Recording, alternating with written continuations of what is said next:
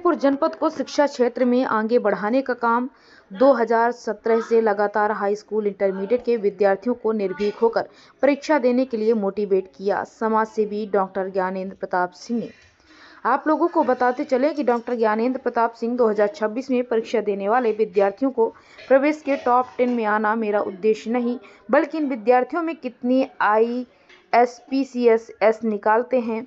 जितना ज़्यादा बच्चे इस रैंक को अपने कब्जे में कर लेते हैं, उतनी ही खुशी होगी।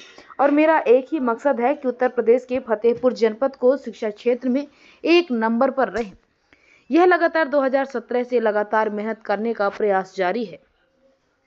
टॉप 10 में तो बच्चे आ रहे हैं और जब मैं परीक्षा फल देखता हूं तो बहुत खुशी मिलती है। आप लोगों को बता दें कि 11 जनवरी से मोटिवेशन स्पीकर के रूप में पहला विद्यालय शुरू किया और 129 विद्यालय जाकर लगभग 22,000 छात्र छात्राओं को मोटिवेट कर 18 फरवरी से परीक्षा में निडर होकर तैयार कर रहे हैं। और अब बच्चों के अभिभावकों की जिम्मेदारी है कि अपने बच्चों को समय से परीक्षा केंद्र तक ले छोड़ने और लाने की जिम्मेदारी है। आइए सुनिए क्या बताया motivation speaker doctor Gyanendra Pratap Singh ने। आप देख रहे हैं MP news cast. Uttar Pradesh प्रभारी संजय पटेल की कवरेज फतेहपुर से। देखिए सर के लिए वो टीचर्स आपके सेशन में 40 से 45 मिनट स्टैंडिंग मॉडल पढ़ाते हैं, दूसरे सेशन में जाते हैं फिर स्टैंडिंग मॉडल पढ़ाते हैं। उसके बदले में कभी कोई आपसे अपेक्षा किया? मेरा नाम ज्ञानेंद्र प्रताप सिंह है। एज ए मोटिवेशनल स्पीकर हूँ मैं। जैसा कि देख पा रहे हैं कि आप जनवरी सेकेंड वीक से आप जो है शुरू कर दिए थे विद्यालय में जाके हाई स्कूल इंटर के बच्चों को मोटिवेट करना। कितने विद्यालय हुए हैं और आपका इसके पीछे का उद्देश्य क्या है? बहुत बहुत धन्यवाद आपका महोदय। ये मेरा जो विज़न है वर्ष 2017 से लगातार ये मेरा एक मुहिम चल रहा है। जो अपने जनपद के जो मेरे बोर्ड एग्ज़ाम के बच्चे हैं, हाई स्कूल इंटर का एग्ज़ाम देने जाते हैं और उस एग्ज़ाम से पहले उनका जो एक मन के अंदर एक भय होता है, बोर्ड एग्ज़ाम को लेकर के बहुत सारे संशय होते हैं और सही तरीके से अपने समय का सदुपयोग नहीं कर पाते हैं। तो इस टॉपिक को लेकर के मैं विद्यालय में जाने का प्रयास करता हूँ कि बच्चे कम समय में अपने कैसे बेहतर अंक लाएं और इस बोर्ड एग्ज़ाम का एक जो उनके अंदर मन में डर रहता है उसको ख़त्म करके एक बोर्ड एग्ज़ाम के एक पर्व के तरीके मनाएं।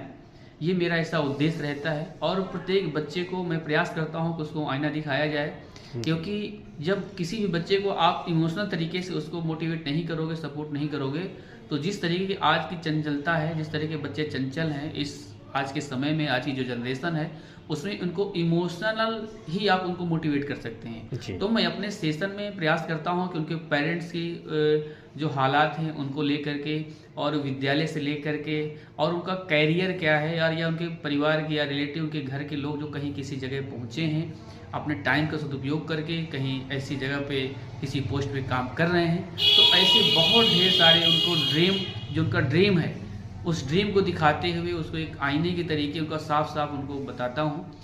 यही मेरा मुहिम रहता है कि वो बच्चे इमोशनल तरीके से अपने पेरेंट्स की स्थिति को समझ करके अपना 100% देने का प्रयास करें, जिससे कि करंट में अगर आप लोग बोर्ड एग्जाम का रिजल्ट बेहतर करते हैं तो बच्चों की मानसिकता बिल्कुल क्लियर हो जाती है और उनका लक्ष्य निर्धारित हो जाता है। जब ऐसी चीज़ें बच्चों से शेयर करता हूं तो बच्चों को बहुत सपोर्ट मिलता है और उसका परिणाम भी यही रहा कि 2017 से लगातार मेरे जनपद फतेहपुर के बच्चे अपने आप को प्रदेश की टॉप 10 की सूची में ला रहे हैं। केवल मेरा उद्देश्य बच्चों को टॉप 10 की लिस्ट में लाना ही नहीं है।